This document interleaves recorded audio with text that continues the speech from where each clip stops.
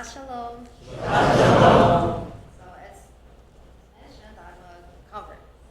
So, while it happened officially in 2023, it was 2020 when I first became interested in learning about Judaism. At first, I imagined the journey would be clearer than it actually was. I expected a relatively straightforward progression, which is learning, commitment, and conviction. Instead, I unfolded very slowly. It took some time to reach out to my friend's dad, who was a conservative rabbi, and that I might be interested in learning more. But I was like, what should I say to him? What if I sound rude? Or can I even do this? So what I did at first was I attended the Kabbalah Shabbat services at Hillel at the University of Michigan, where I was a graduate student there. But oh my gosh, everyone was like so fluent, fluently chanting Hebrew that looked like squiggly lines with dots, and it didn't help that the Siddurim was like they had the mini version that was tiny, it was like that.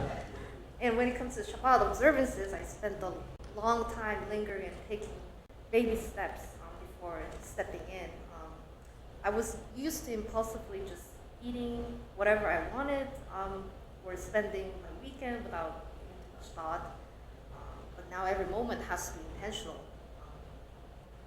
So I did bicker a lot to myself. I resisted to a reality that I would have to stop going to my favorite restaurants, or that I would need to drive much longer and pay a premium to buy kosher beef. We all know how much more expensive that is. Alone, kosher my entire kitchen. It's a lot of work.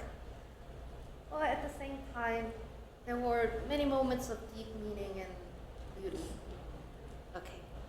Lighting Shabbat candles, washing my hands, and reciting the Til Yadayim before eating a warm, soft challah, getting used to the comforting melodies of Shema before going to sleep for both me and my daughter. It became a ritual.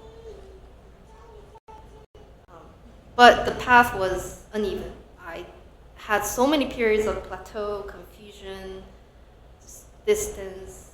I would feel too weak to say no to a non-kosher food offered by my non-Jewish friends. Sometimes I questioned if I should even continue. Looking back, I think I imagined becoming Jewish as like a single moment of choice and transformation. But Parsha Devarim describes the Jewish people very differently. The Israelites leave Egypt very quickly, but becoming a people takes 40 years. Moshe spends Parsha Devarim speaking to a generation shaped by wandering. Uncertainty, repetition, growth, memory, and return. The Torah does not hide how inconsistent people were. They complained, they regressed, they panicked, they lost faith repeatedly. Yet through all that, they all became Am Israel. Mikvah indeed was one of the most meaningful moments in my life, but over time I realized it was just not the end of becoming Jewish. After the mikvah, my ordinary life just continued.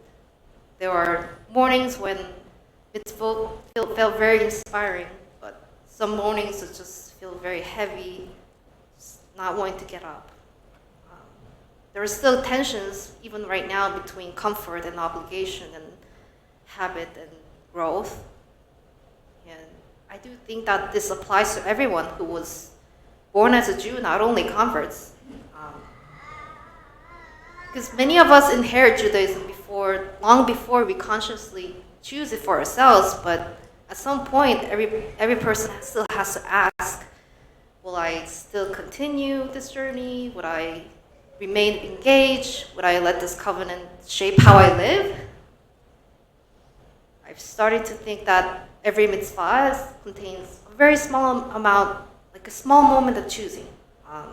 So lighting the candles, even when you're just so exhausted after a long week, a work week, saying a bracha just mechanically and then trying again with intention, even misspellings and mispronunciations, doesn't matter. Or showing up to a show after feeling like a mess, taking just one more step, even while just feeling uncertain. Those moments may seem really, really small, but the Jewish people themselves were formed through thousands of small moments in the wilderness over time. And that is so comforting to me because spiritual life is rarely linear.